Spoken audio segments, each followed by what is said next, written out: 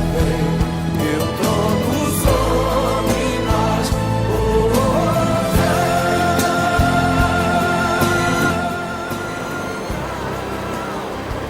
Aleluia. Paraxá de hoje é Lucat. Devido a esta porção maravilhosa das Escrituras, bem-vindo você aí na internet para estudar conosco este assunto tão maravilhoso. Bendito seja Deus, Baruch Hashem. É ótimo, é muito bom estudar a palavra do Senhor. A porção de hoje está sendo estudada em todo o planeta. Nesta manhã, em Números capítulo 19, vou ler uma parte deste texto, porque começa em Números capítulo 19, verso 1 até o 22, e Deus, de maneira especial, vai falar conosco. Lemos uma parte desta porção. E falou mais o Senhor a Moisés e a Arão, dizendo: este é o estatuto da lei que o Senhor ordenou, dizendo: dize aos filhos de Israel que te tragam uma bezerra ruiva, sem defeito, que não tenha mancha, sobre que não subjugue, e dareis a Eleazar, o sacerdote, e o tirará fora do arraial, e a tirará fora do arraial, e a decolará diante dele. E Eleazar, o sacerdote, tomará do seu sangue com o dedo, e dele espargirá sobre a frente da tenda da congregação 7 vezes. Então queimará a bezerra perante os seus olhos, o seu couro, a sua carne, o seu sangue, com o seu esterco se queimará. E o sacerdote tomará pau de cedro e sopo e carmesim, e os lançará no meio do incêndio da bezerra. Então o sacerdote lavará os seus vestidos e banhará a sua carne em água, e depois entrará no arraial, e o sacerdote será imundo até a tarde. Também o que a queimou lavará os seus vestidos com água, e em água banhará a sua carne, e imundo será até a tarde. E um homem limpo ajuntará a cinza da bezerra, e a porá fora do arraial no lugar limpo, e estará ela em guarda para a congregação dos filhos de Israel, para a água da separação. Expiação é. E o que apanhou a cinza da bezerra lavará seus vestidos, será imundo até a tarde. Isto será por estatuto perpétuo dos filhos de Israel, e ao estrangeiro que é peregrino no meio deles. E aquele que tocar um morto, algum morto, cadáver de algum homem, imundo será 7 dias. Ao terceiro dia se purificará com ela, e ao 7º dia serás limpo. Mas se ao terceiro dia se não purificar, não será limpo ao 7º dia. Todo aquele que tocar algum morto, cadáver de algum homem que estiver morto, e não se purificar, contamina o tabernáculo do Senhor, e aquela alma será extirpada de Israel, porque a água da separação não foi espargida sobre ele, imundo será. Está nele ainda a sua imundícia. Esta é a lei. Quando morrer algum homem de alguma tenda, todo aquele que entrar naquela tenda, todo aquele que estiver naquela tenda, será imundo 7 dias. Também todo vaso aberto, sobre que não houver pano atado, será imundo. Todo aquele que sobre a face do campo tocar a algum que for morto pela espada, ou outro morto, ou aos ossos de algum homem, ou uma sepultura, será imundo 7 dias. Para o imundo, pois, tomarão do pó da queima da expiação, e sobre ele porão água viva no vaso. Um homem limpo tomará esopo, e molhará naquela água, espargirá sobre aquela tenda e sobre todo o fato, sobre as almas que ali estiverem, como também sobre aquele que tocar ossos, ou algum que foi morto, ou que faleceu, ou tinha uma sepultura. E o limpo ao terceiro e sétimo dia espargirá sobre o imundo, e ao sétimo dia o purificará, e lavará as suas vestes, e banhará na água, e à tarde será limpo. Porém o que for imundo, e se não purificar, a alma no meio da congregação será extirpada, porquanto contaminou o santuário do Senhor. A água de separação sobre ele não foi espargida, imundo é. Isto lhe será por estatuto perpétuo. E o que espargir a água da separação lavará suas vestes, o que tocar a água da separação será imundo até a tarde. O que tocar a água será imundo até a tarde. E todo o que o imundo tocar também será imundo. E a alma que tocar será imunda até a tarde. Muito bem, lemos o capítulo 19 todo. Já lemos hoje o capítulo 20, no início. Antes de adentrar propriamente dito no capítulo 19, eu quero falar rapidamente sobre o capítulo 20. Espero que você o leia na sua casa, você que está me vendo pela televisão ou pela internet. E vocês também.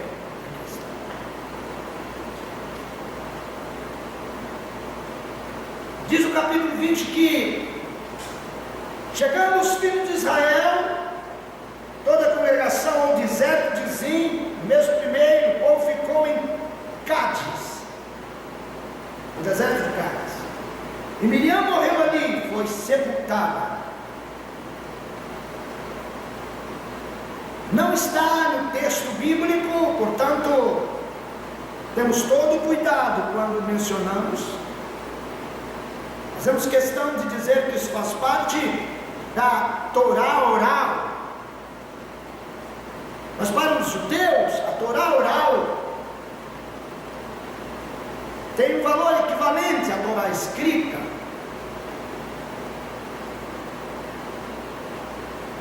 Há muitas coisas que eles valorizam tanto quanto o que está escrito.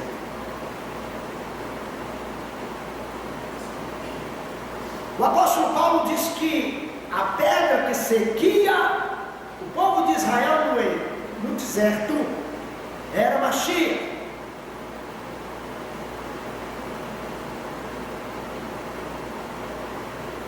E os judeus chamavam o local onde saía água para o povo, aquela pedra chamava de Poço de Miriam. Ainda hoje, o capítulo 20, ele fala que Miriam morreu. E no versículo 1, no versículo 2 diz assim: e não havia mais água. Há uma mudança brusca. Miriam morreu e não havia mais água. Se fosse escrever tudo, é claro que não haveria carretas suficientes para transportar os livros.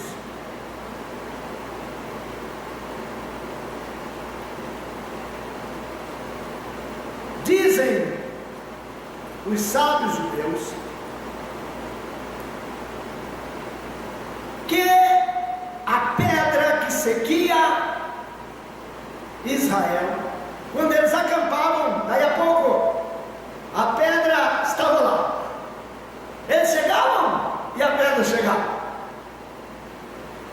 E daquela pedra saía água.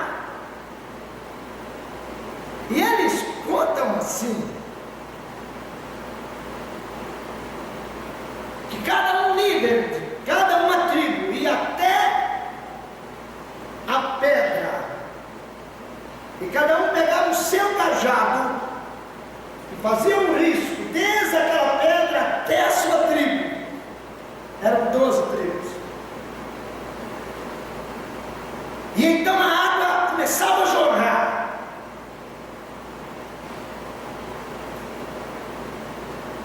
E saíam 12 córregos, cada um em direção à tribo do deserto.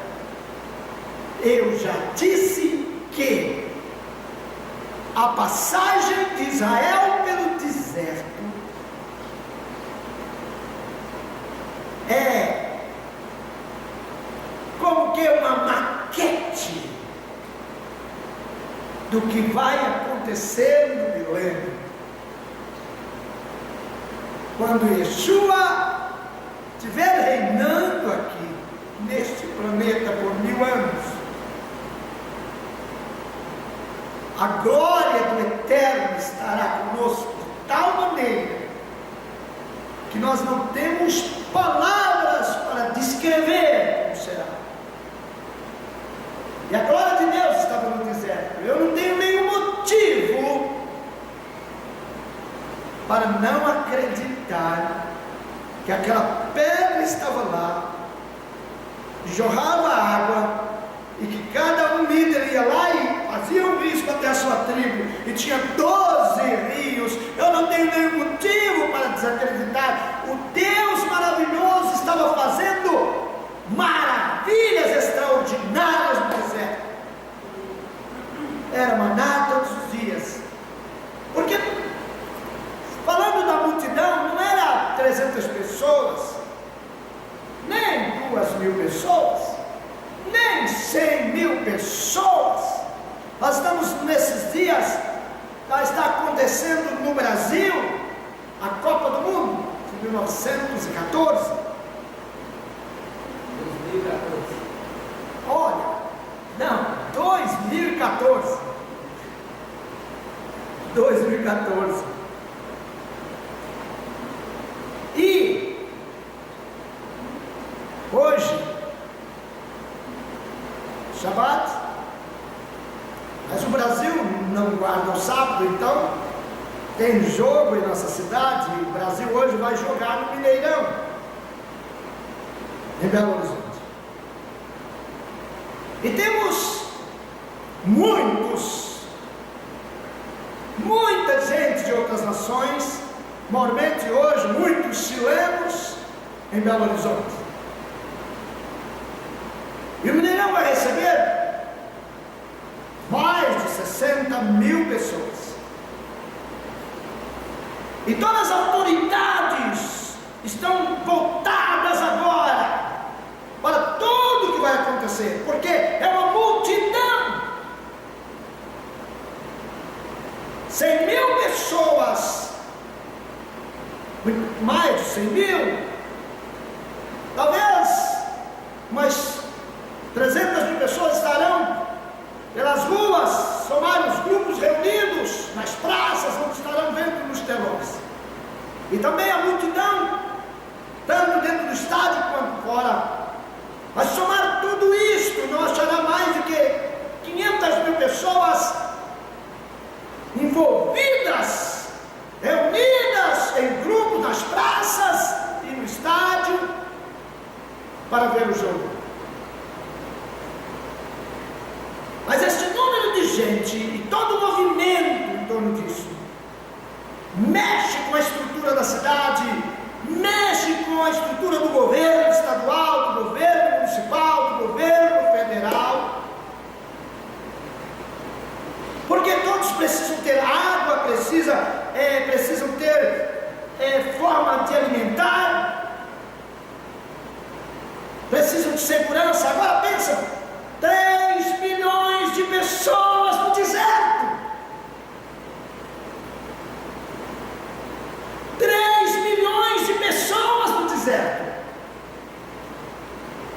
Então eu não tenho nenhum motivo para duvidar que Deus fazia brotar água todos os dias daquela rocha. Saía aí, eles chamavam aquele lugar onde a água brotava, saía o poço de Miriam. Chamam até hoje. E o texto do capítulo 20, verso 2, diz: morreu Miriam e já não tinha mais água. O povo foi até Moisés. E Moisés ficou numa luta. Houve muita discussão, houve muita gritaria. Moisés está lá junto com Arão. Claro, não podiam rasgar as vestes, não podiam fazer nada, mas com a alma triste, Miriam tinha morrido. E de repente a multidão começa a chegar. E Arão, vamos assim pensar, olha para Moisés e diz: olha, o povo é realmente amoroso, o povo está vindo, toda a multidão, olha, deve estar vindo para chorar conosco por causa de Miriam. E Moisés disse: que é isso?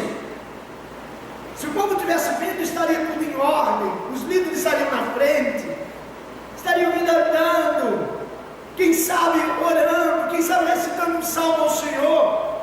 Mas eu vejo uma desordem. Parece que o povo vai nos agredir. E daí a pouco a multidão chega e começa a xingar Moisés, e começa a blasfemar, e começa a dizer: queremos água, você nos tirou. Era multidão, multidão, multidão.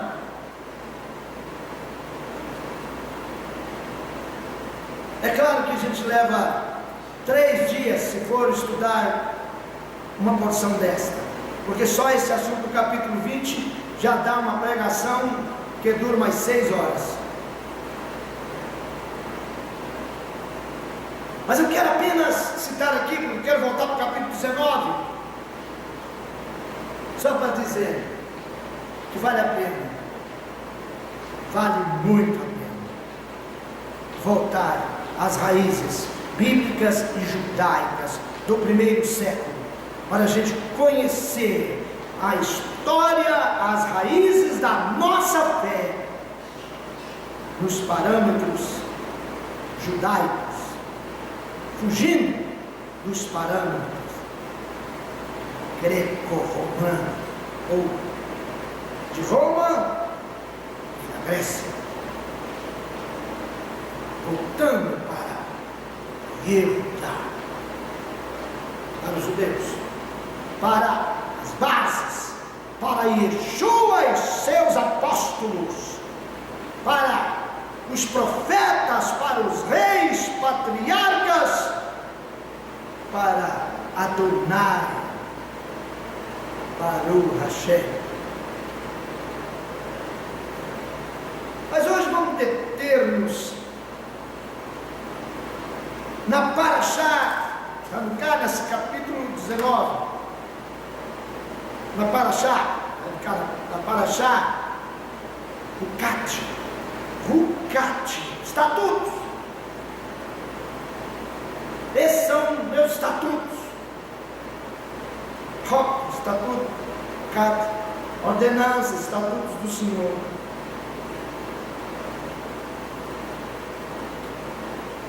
Aleluia!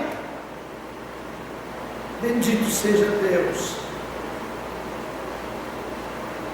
Parashá, Rucat. Então, Rucat, diga assim, Rucat. Agora, diga para a pessoa que está do teu lado, porque hoje nós vamos falar de um assunto muito sério. Diga para a pessoa que está do teu lado assim: Pará Adumá. Olha no rosto, olha no rosto. Ok? Mas não chame essa pessoa de Pará Adumá, tá bom? Só diga Pará Adumá, não chame. Não pode chamar uma pessoa, né? Porque Pará Adumá é vaca vermelha, né?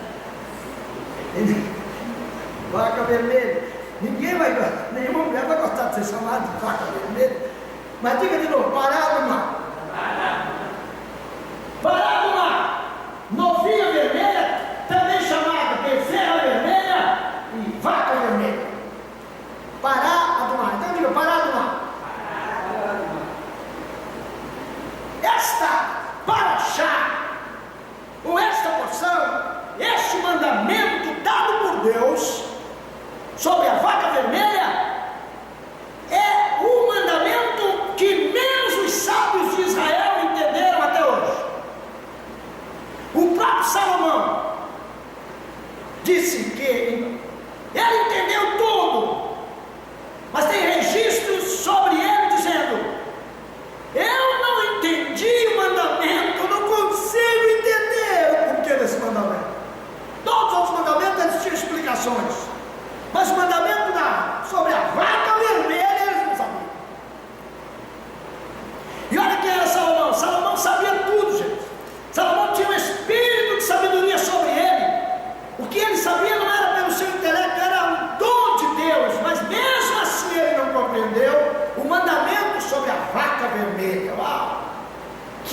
mandamento difícil de ser entendido, mas hoje nós vamos estudar esse assunto, e que é o Espírito do Eterno nos traga iluminação, para que possamos ver um pouco mais do que temos visto neste mandamento. A vaca vermelha, ela era imolada fora do arraial, nós lemos isso, e o sangue dela seria então, depois que ela fosse imolada, aspergido 7 vezes em frente da tenda da congregação.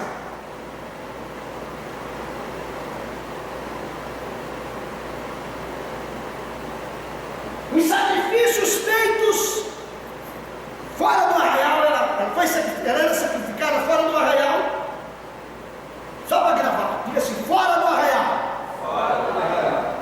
Guarde essa expressão, pense, mas depois você vai saber por que estou dizendo essas palavras. Os sacrifícios feitos fora do arraial, cujo sangue era aspergido com o dedo, eram sacrifícios pelo perdão do pecado.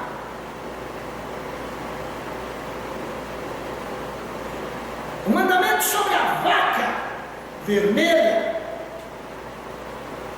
nos lembra o dia de Yom Kippur, dia do perdão. No dia do perdão,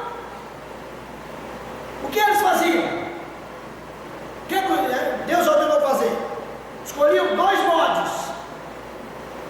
Não era sacrificado, o sangue dele era aspergido, não na tenda, lá de fora, mas lá no altar. E o outro bode era levado para o deserto, para lá morrer no espinho dele.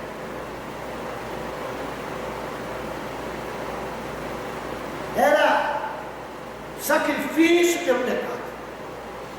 Então, eu disse que o sacrifício fora do arraial, o sangue é aspergido com o dedo, era o sacrifício pelo pecado. E o mandamento sobre a vaca vermelha, ou bezerra vermelha, ou novilha vermelha, tem muitas versões, lembra aqueles 2 bodes, e nós não vamos estudar sobre eles hoje não, é só falar, sim, lá, ficar ligado, você ficar ligado e saber que não é Velho Testamento, não ficou velha a palavra de Deus, é Tanar, Torá, Neviim, Ketuvim, a lei, o ensino, os profetas e os escritos de Deus, terra. Mas a vaca vermelha, ela tinha que ser o quê? Sem defeito. A vaca vermelha tinha que ser totalmente sem defeito. Não podia ter nenhum fio de pelo de outra cor. Tivesse lá uns 3 fiozinhos preto, ela já não servia. Ela era examinada e depois era muito rara. E a vaca vermelha mesmo. Não era assim, mais ou menos vermelha. Não era assim, quase vermelha.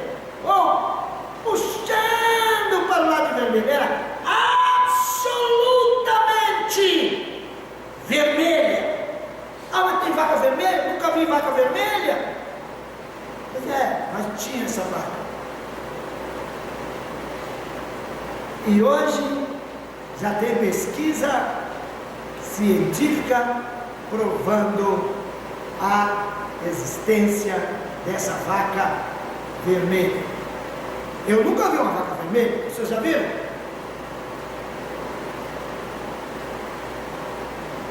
Deus criou uma vaca vermelha. Ela foi extinta.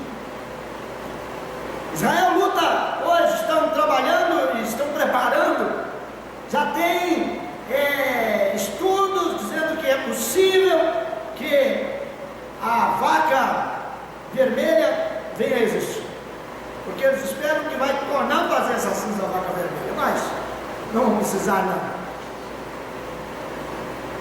Tinha que ser totalmente vermelha e nunca podia ter sido usada para qualquer serviço. Não podia ter sido usada, ninguém nunca podia ter julgo sobre ela, não podia ter puxado nada, não! Uma vaca que nunca foi escrava, nunca foi usada para qualquer serviço. A vaca era então morta, toda queimada, e era adicionado na fogueira, quando estava queimando, era adicionado isopo. Isopo é um ramo que dá nos muros assim. E uma larva vermelha, que é traduzida na nossa Bíblia por carmesim. E alguma fala assim, uma lã vermelha. Mas era uma larvazinha vermelha. Uma larva vermelha que jogava lá. Por isso que o sábio, meu Deus, por que isso?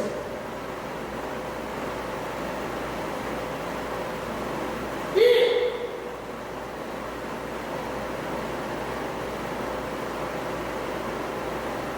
lançado ali na fogueira, todos aqueles ingredientes, a vaca, poça sobre fogo aceso, agora joga pau de cedro, o sopro e uma larvazinha vermelha. Tinha lá.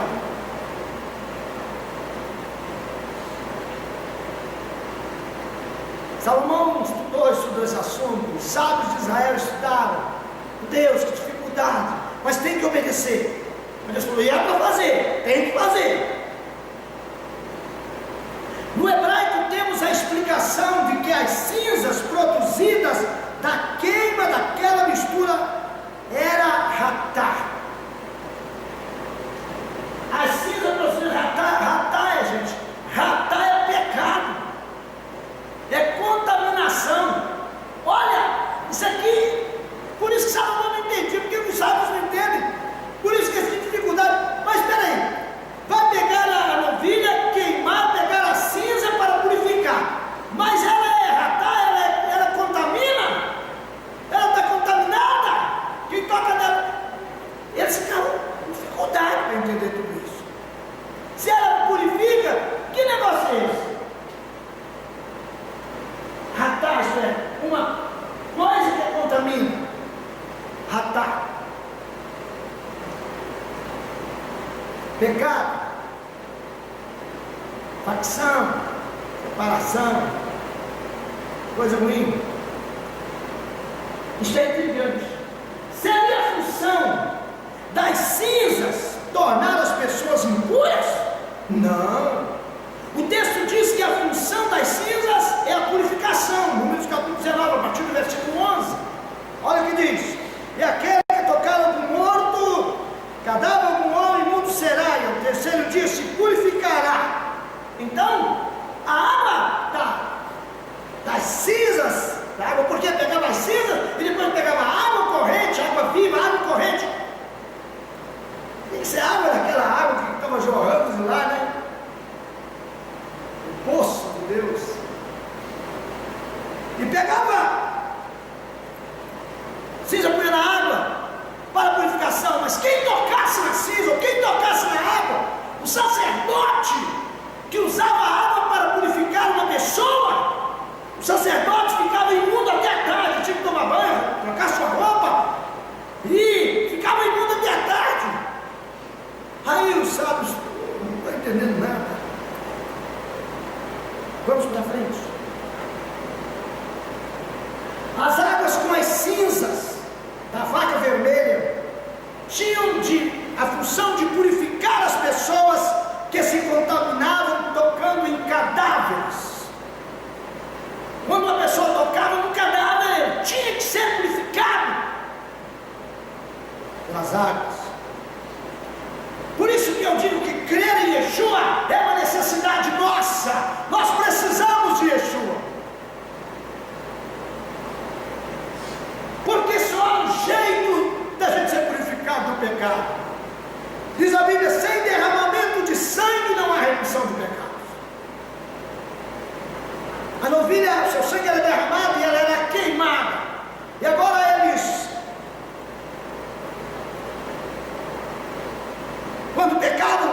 o sacerdote fazia aquela cerimônia de purificação. Pastor, agora temos que fazer isso, restaurar a igreja, então vai ter que fazer isso. E tem gente que zombam de nós, dizendo assim: então vão ter que matar a vaca vermelha. Não, pastor, aqui você está judaizando a igreja. Ou judaizando a igreja? Não. Também não tem que matar a vaca vermelha, e não tem que passar cinza na testa de ninguém, nem tomar banho de cinzas, ou de águas com cinzas. Nós estamos falando do princípio, das bases, dos fundamentos da nossa fé na pessoa bendita de Yeshua. Nós não podemos desprezar esses ensinos santos, maravilhosos. E nós, pelo Espírito do Senhor, temos hoje entendimento que nem Salomão, em toda a sua glória, podia ter, em toda a sua sabedoria. Por quê? Porque neste tempo de hoje temos a revelação. Não porque sejamos melhores do que Salomão, muito pelo contrário, por causa do tempo. Os tempos são tempos de revelação. O Senhor abre os selos para que possamos entender a sua palavra, como diz o livro de Apocalipse. Crer em Yeshua é uma necessidade, pois sem derramamento de sangue não há remissão de pecados. Agora, uma outra coisa que eu quero que todos entendam, isso já é dito há muitos anos, tem mais de 35 anos que eu ouço com entusiasmo os pregadores dizendo, e eu também digo isso: o mundo real é o mundo espiritual. O mundo real é o mundo espiritual. Esse mundo que nós pensamos que é o mundo real, não, esse é uma figura. Esse aqui que é invisível, por dizer, esse aqui é que seria o virtual. O real é o mundo espiritual. Por exemplo, vocês não estão vendo, mas estão cheios de anjos aqui agora. Se nós pudéssemos ver os anjos, a gente não trabalharia, eu nem pregaria, eu nem cantaria, eu ficaria gritando de satisfação. Quem sabe tentando abraçar algum deles, ou quem sabe tentando, me pegue aí, e voa comigo até lá no paraíso, me conta alguma coisa aqui, anjo. E ele só me olharia assim e disse: não posso ultrapassar ordens, né? Fica na sua aqui. Deus não permite que a gente veja hoje o mundo espiritual, porque nós estamos vivendo nesta dimensão. E se a gente já vê o mundo espiritual, a gente perde a condição de viver nessa dimensão, porque ninguém vai nos entender. Imagina, você mergulha no mundo espiritual e anjo, daí a pouco um anjo pega você aqui e as pessoas não estão vendo, e você sai e pensa que você está voando, é que se ela vai no ar, é porque o anjo está te levando. Então, não pode. E também, quando temos anjos para nos proteger, nos guardarem e nos ajudarem e louvar a Deus junto conosco, tem demônios, muitos, mas tem mais anjos. E eles estão aí, estão me ouvindo agora, está escutando você, está vendo você na sua casa. Mas eu tenho uma boa notícia: são todos derrotados. Amém! Todos derrotados, aleluia! Bendito seja o Eterno. Os demônios gostam de cadáveres, sabiam disso? As seitas ocultistas fazem suas reuniões especiais em cemitérios. Por quê? Por que é que os ocultistas gostam tanto do cemitério? Por que os adivinhos gostam de ossos humanos? Por que as pessoas, por que existem certas pessoas que carregam um patuazinho com algum ossinho? Se não de ser humano, é de algum animal, um dente. Por que alguém gosta de pendurar a perninha seca de um coelho em algum lugar? Há muita ligação das religiões falsas, pagãs, ligadas a Satanás, a força espiritual da maldade. Há muita ligação com cadáveres. Não é à toa que existem bandas com o nome de Sepultura,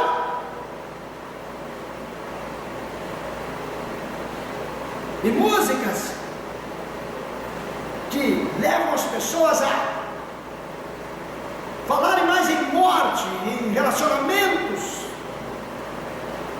em cadáveres.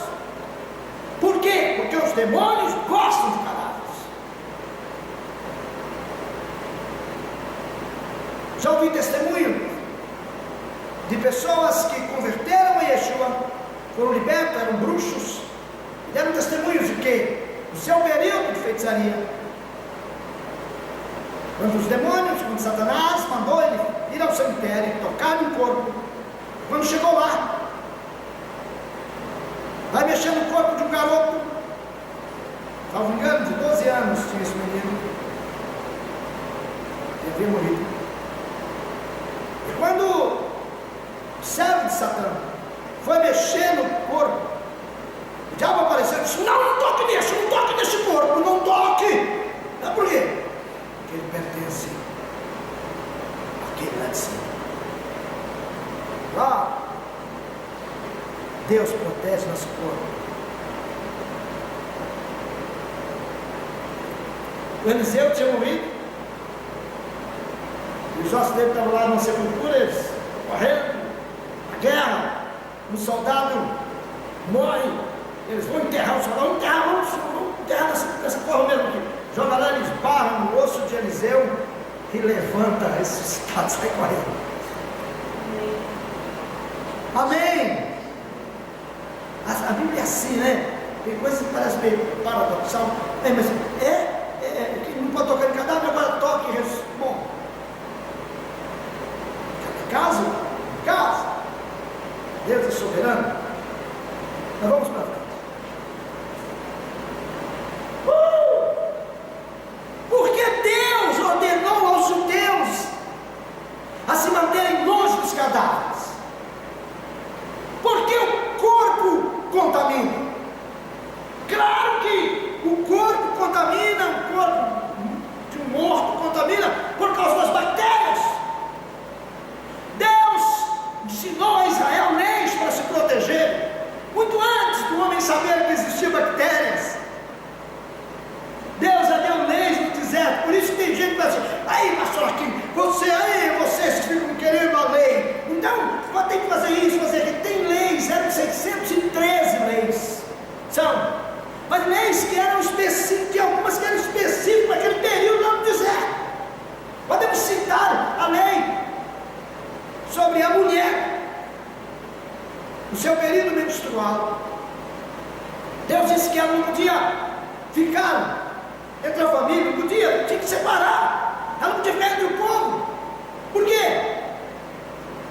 Claro, Deus estava protegendo aqueles 3 milhões de pessoas.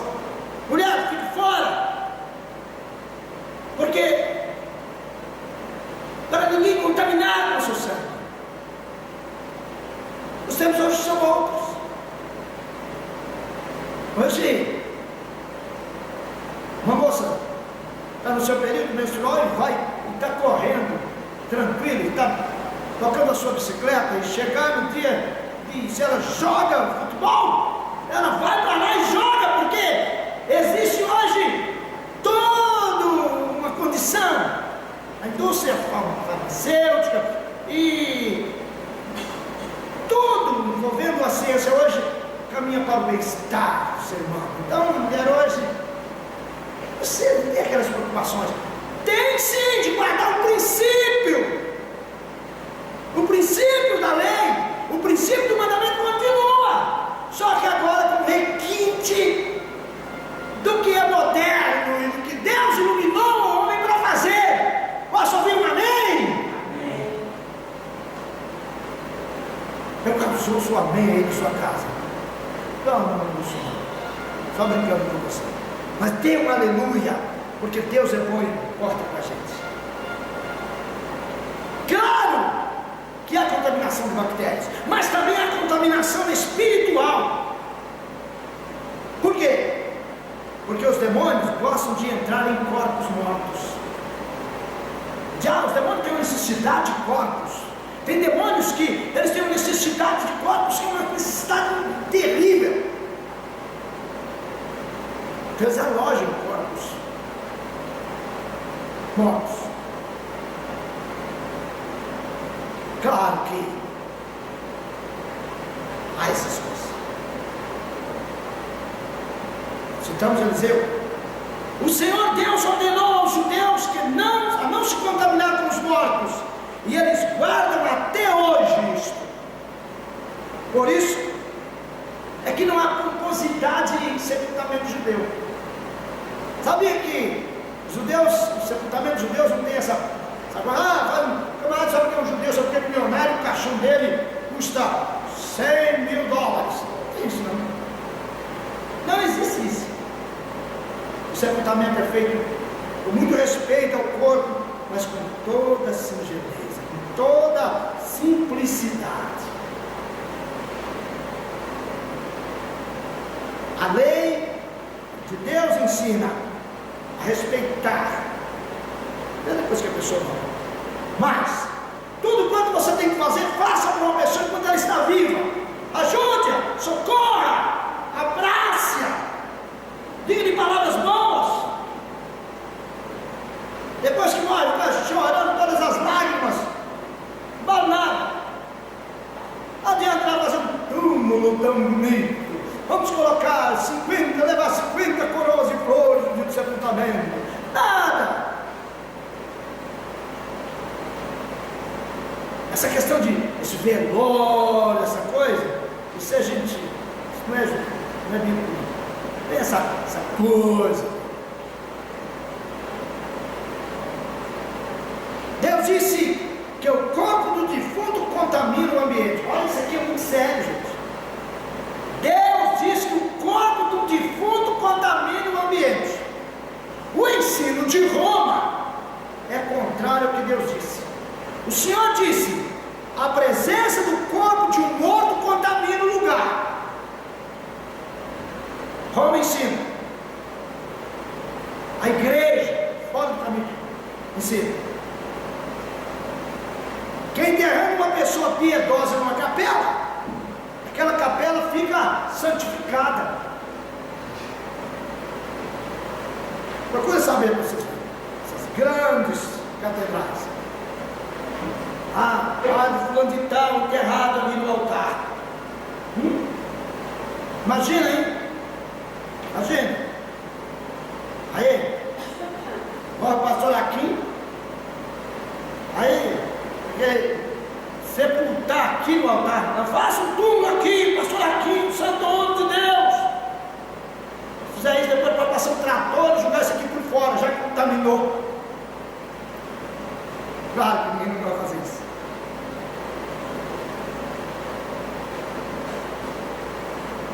Por isso eu insisto, meus irmãos, temos que voltar para as raízes bíblicas e judaicas, os alicerces da nossa fé, em todos os sentidos.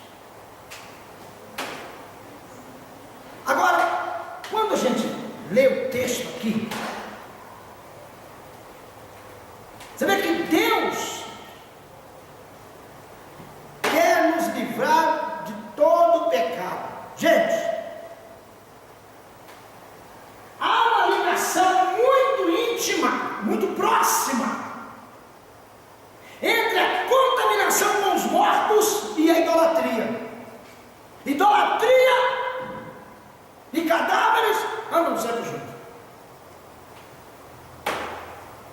idolatria e gente morta está muito ligado.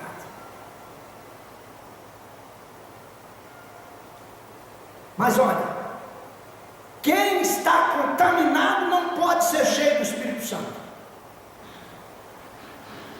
E idolatria contamina, tanto quanto contamina um corpo.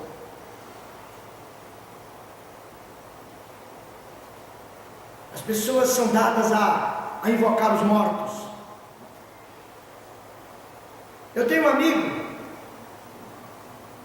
que nós orávamos junto com outro amigo nosso que partiu. E esse amigo nosso, ele era uma pessoa bem influente em Belo Horizonte. E ele era uma pessoa que nos demos muito bem. E ele nos abriu grandes portas. Era um homem muito importante nessa cidade. E esse meu amigo, que não conhece, eu luto para ensinar-lhe a palavra, mas de vez em quando ele diz para mim assim: olha, a gente, será que a gente pode contar com o fulano de tal para ele pedir para a gente lá? E eu insisto: para com isso é abominação. Olha o que o ser humano, o que fizeram com a igreja. Os mortos são invocados. Pedem ao santo fulano para pedir para a mãe do Senhor, para a mãe do Senhor pedir para o Senhor pedir para o pai dele. Que confusão! Deus falou, Deus proibiu terminantemente invocar os mortos. Necromancia, pecado de feitiçaria. Por isso que eu insisto, voltar para as origens.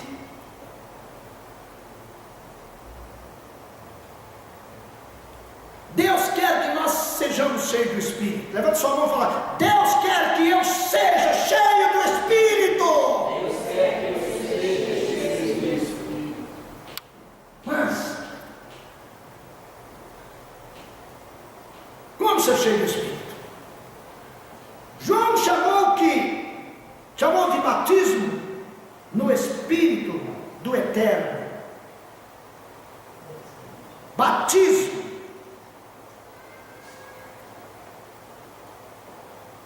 No Espírito. Vamos dizer, eu batizo com água, mas aquele que vem após mim é mais poderoso do que eu.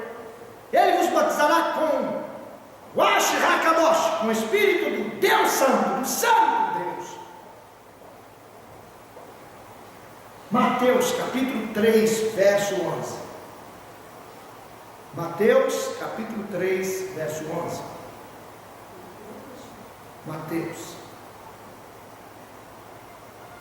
O aspecto, e agora vamos ver o aspecto espiritual, porque estamos falando de uma vaca vermelha, né? O aspecto espiritual da água purificadora com as cinzas da água da vaca vermelha. Ezequiel 36, versos 24 e 25. Abra sua Bíblia. E vos tomarei dentre os gentios, Deus falando com Israel, e vos congregarei de todas as terras, Baruch Hashem, e vos trarei para a vossa terra. Então aspergirei água pura sobre vós, diz o profeta da parte de Deus, e ficareis purificados de todas as vossas imundícias, e de todos os vossos ídolos vos purificarei. Vamos ver a ligação. Deus mandou: mata a novilha, queime-a, faz cinza, põe sopro aí na fogueira, põe essas larvas vermelhas, põe um pau de céu, pega essa cinza, guarda no santuário. Quando uma pessoa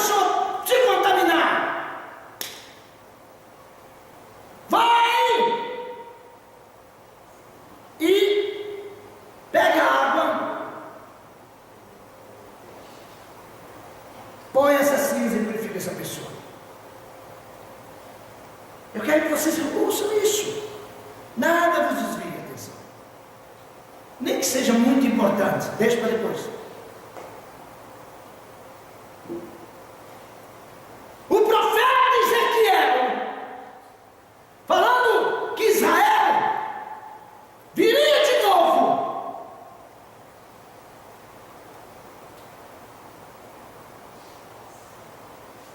ele disse assim: olha, o Deus Todo-Poderoso prometeu, vão aspergir água. Irmãos, eu imagino quando as autoridades de Israel escutaram o profeta falar isso, glória a Deus, o sacerdote que aspergia água sobre nós, é o sacerdote que tem a função de aspergir a água sobre nós quando nós pecamos, mas agora o próprio Deus fala que Ele vai aspergir água pura sobre nós. Amém? E quando essa água pura vem para ser aspergida sobre nós, é para tirar a nossa imundícia e para nos libertar da idolatria, a imundícia dos nossos ídolos, nos purificarei. Necromancia está muito ligada à idolatria, e Deus disse: eu vou purificar vocês. Mas disse mais o Senhor: e dar-vos-ei um coração novo, e porei dentro de vós um espírito novo, e tirarei da vossa carne um coração de pedra, e vos darei um coração de carne, e porei dentro de vós o meu espírito. Amém. E farei que andeis nos meus estatutos, e guardeis os meus juízos, e os observeis. Vamos comigo? Vamos, leia aí o texto na tela.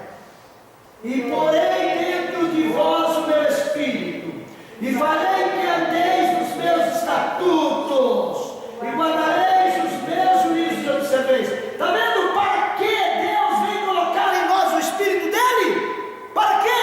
Para a gente andar nos estatutos dele, para a gente guardar os seus juízos, para a gente observar os estatutos e os juízos. E aí a igreja vem dizer que não precisa mais dos estatutos de Deus, que Deus derrama o Espírito em Deus só para a gente estender a mão e para a gente mandar. Deus derrama o seu Espírito é para nós somente orarmos em línguas. Eu gosto disso. E expulsar demônio, eu gosto disso também. E orar para as pessoas por vomitar o câncer, eu já vi muito isso, eu gosto de fazer isso. Mas a razão principal não é essa.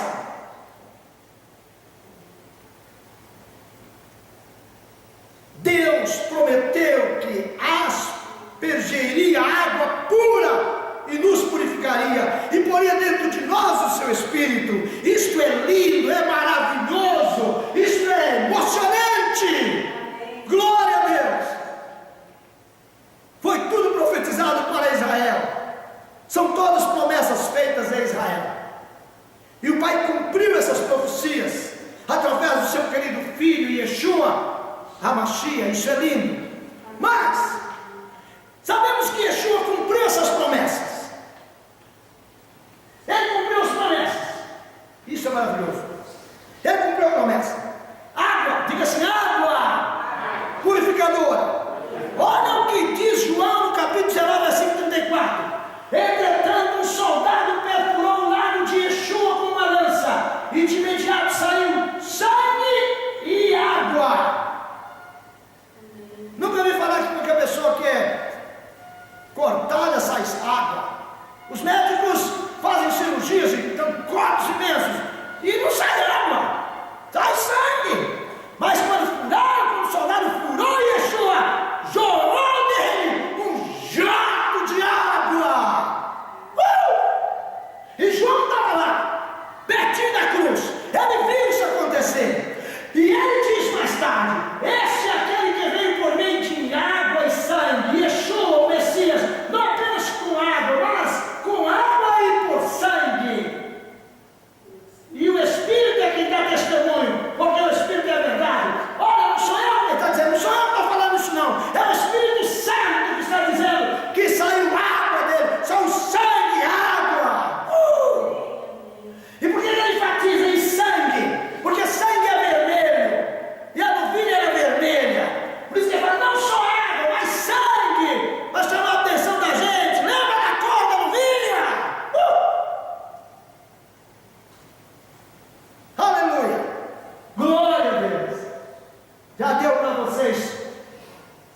notarem que aquela novilha vermelha prefigurava alguém.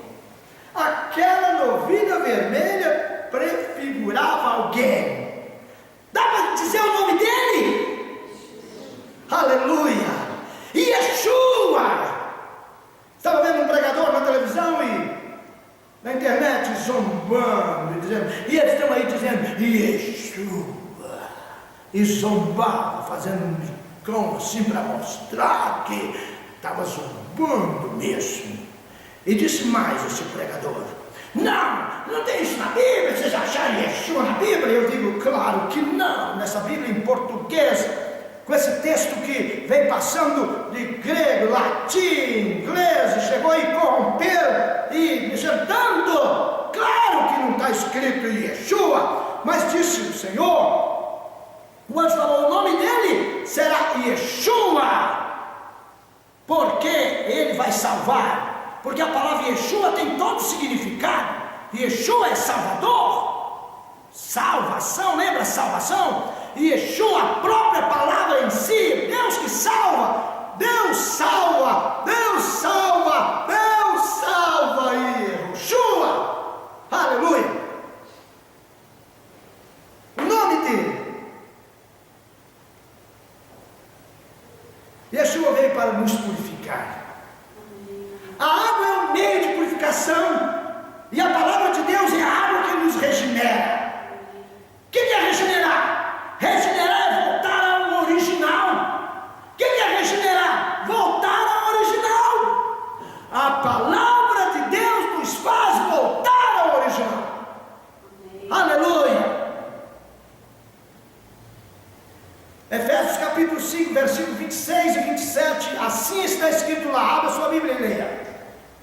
Para santificar, purificando-a com a lavagem da água pela palavra, lavagem da água pela palavra, para apresentar a si mesmo igreja gloriosa, sem mácula, sem ruga, nem coisa semelhante, mas santa e irrepreensível. E Yeshua trabalha realizando isso, trabalha para santificar, trabalha para purificar, trabalha para nos lavar com água. Aleluia! Oh, meu Deus! Aleluia! Assim sendo, Ele nos regenerou, aspergindo sobre nós tanta água de Deus, a ponto de nos lavar. Tito capítulo 3, verso 5 diz: não pelas obras da justiça que houvéssemos feito, mas segundo a sua misericórdia, nos lavou pela lavagem da regeneração e da renovação do Ruach HaKadosh, o Espírito do Santo Deus, aleluia, o Santo. Gosto de escrever também aos críticos, preste atenção nisso. Se você que é enganado por tanta coisa, preste atenção nisso aqui. Está aí na sua tela, e eu fiz questão de colocar pela renovação do Ruach HaKadosh. Porque Ruach é Espírito, Kadosh é Santo, Ruach é do. Mas quando passaram para o português, tiraram o Ra, tiraram do. Então Espírito Santo e não Espírito do Santo. Sabe para quê? Para arrumar um terceiro Deus. Como se o Espírito Santo é uma pessoa separada e junto ao mesmo tempo, confusão. Daí fica fácil. Vou dizer uma coisa dura aqui. Daí fica fácil para meter o dedo no texto sagrado de Mateus, no finalzinho do capítulo 28, e acrescentar um pedacinho e de batizar em nome do Pai, do Filho e do Espírito Santo. Oh, meu Deus, que heresia que o pastor aqui falou. Quer dizer que então os nossos textos sagrados, você está dizendo que eu estou dizendo que meter o dedo.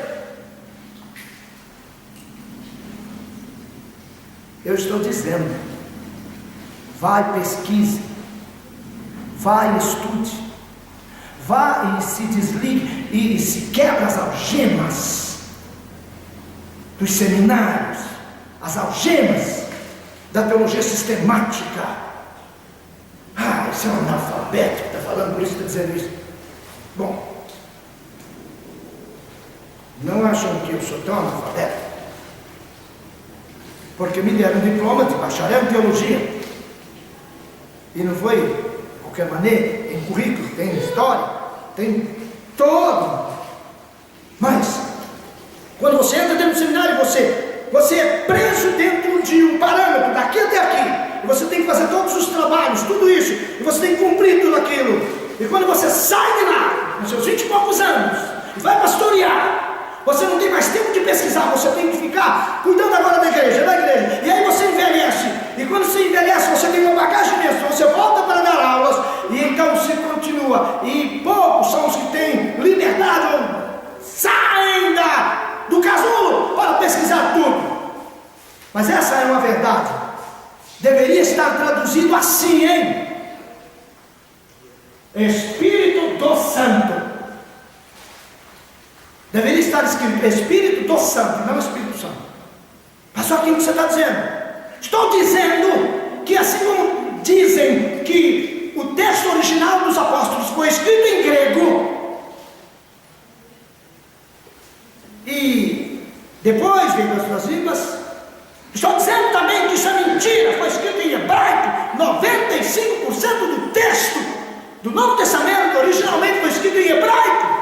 Uns 5% em grego, talvez. Mas cita fulano, Beltrano e tal. Mas podemos citar os pais, chamados pais da igreja, e eles mesmos atestam que os apóstolos escreveram em hebraico. Mas isso não é visto, porque não, isso vai quebrar uma estrutura, vai quebrar um paradigma, pastor, aqui. E isso não é bom. Você vai ficar só falando sozinho, só das cadeiras. E Yeshua falou: quem tem ouvidos para ouvir, ouça. E aqueles que o Pai me der, esses vêm. Aqueles que o Pai traz para Yeshua, não para aqui, para Yeshua, esses vão ouvir. Os que são de Deus ouvem a palavra de Deus. Abri esse espaço porque fiz questão de dizer, colocar em hebraico a expressão renovação do Espírito, do Hakadosh.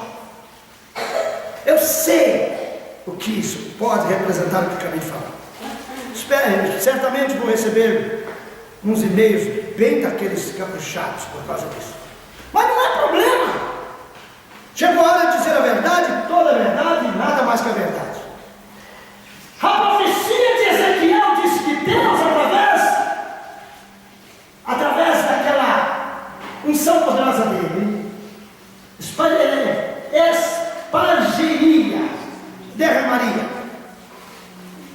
em nós água, essa água, que é a água do Espírito, dá-nos um coração novo, poria dentro de nós um Espírito novo, tiraria da nossa carne um coração de pedra e nos daria um coração de carne, também poria dentro de nós o seu Espírito e faria que andássemos nos seus estatutos e guardássemos os seus juízos e os observássemos. A obra regeneradora de Yeshua nos leva a guardar os mandamentos do Pai. A obra redentora de Yeshua nos leva a guardar os mandamentos do Pai. Estou encerrando. A razão do batismo com o Espírito Santo, ou com o Espírito do Santo Deus. Qual a razão? É para nos tornar obedientes aos mandamentos do Eterno. A razão principal, segundo a profecia de Ezequiel 36, 24 a 27, é isso. As demais coisas podem e devem ser feitas, como eu já disse. Gosto de fazer. Gosto de orar pelos enfermos, orar em línguas, profetizar, expulsar demônio, mandar demônio sair. Eu creio nisto! E passei a minha adolescência, a minha juventude fazendo isso. E ainda hoje quero fazer isso durante todo o tempo que o Pai permitir que eu viva, e quero viver muitos anos para fazer.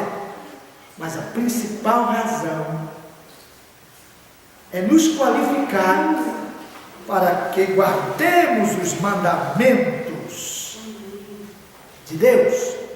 A água da vaca vermelha não pois só podia ser derramado sobre o corpo da pessoa e assim satisfazer o mitzvah, o mandamento divino, mas Mashiach faz muito mais que a água da vaca vermelha. Ele faz nascer dentro dos seus fiéis fontes de rios, para que sejam capazes de obedecer a Deus. Aquele que beber da água que eu lhe der nunca mais terá sede, porque a água que eu lhe der fará nele o quê? Uma fonte de água que salva para a vida eterna. Agora não apenas aspergido com água, ele faz brotar uma fonte de água dentro de nós. Amém. João 4, verso 14. Quem crê em mim, como diz as Escrituras, como diz a Escritura, rios de água viva correrão do seu ventre. Não apenas nos cobre com a água purificadora, ele faz brotar a água, porque Paulo diz, e aquela pedra era Cristo, daquela pedra saiu água, agora este Cristo, este Mashiach está dentro de nós, e é por isso que uma fonte de água, rios, rios, aleluia, rios, meu Deus, restauração já. Agora, não há mais vaca vermelha, tudo se cumpre em Yeshua. Durante toda a história, desde Bemidbar 19, número 19, até 70 anos depois de Mashiach, somente 9 vacas vermelhas foram sacrificadas e queimadas. Só 9. Milhões de pessoas, mais de 1500 anos, só 9 vacas. Só 9. Yeshua tinha de ser o número 10. Yeshua traz em si mesmo a marca da lei. Como vimos aqui, apenas 9 vacas vermelhas. Ele, Yeshua, é o número 10. Yeshua tinha de ser o número 10 mesmo, para consertar a imperfeição, a incapacidade do ser humano, através da solução provinda de Deus. Vejamos o número 10, muito rapidamente. 10 pragas do Egito. 10 espias vacilaram e difamaram a Eretz Israel. Pregamos isso outro dia. 10 tribos falharam em andar com Deus. 10 homens matam Gedalias e provocam a ida dos judeus para o Egito. Estão aí os textos. E Yeshua fala de uma provação de 10 dias. Apocalipse 2:10. Deus nos deu 10 mandamentos. E Yeshua curou 10 leprosos de uma só vez. O reino do céu é semelhante a 10 virgens. O homem que conseguiu 10 minas ganhou mais uma. 10. Yeshua é o 10º. 9 vacas. E não bateu mais nenhuma. Yeshua é o 10. Aleluia. Ele anota 10. Aleluia. A água da vaca vermelha não podia resolver os problemas. 9 vacas vermelhas viraram cinzas, mas as cinzas não puderam remover os pecados. Veio Mashiach. Yeshua, o 10º. A água perfeita diz: quem tem sede, vem a mim, beba. Quero que você fique em pé. E você na sua casa também. Você aqui, se não pode, talvez você está num lugar que não pode ficar em pé. Talvez acamado e não pode se levantar mais. Faça isso. Repita bem alto. Um dos últimos versículos das Escrituras. Digam todos. E o Espírito e a esposa dizem: vem! E quem ouve, diga: vem! E quem tem sede, venha! E quem quiser, tome de graça da água da vida. Apocalipse 22:17. Aleluia! Glória a Deus! Meu Deus!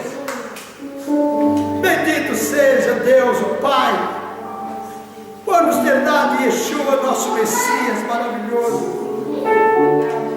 Obrigado, Yeshua,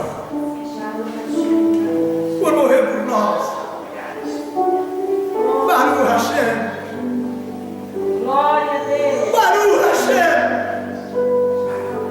Baruch Hashem. E eu vos abençoo em nome do Senhor Yeshua, dizendo: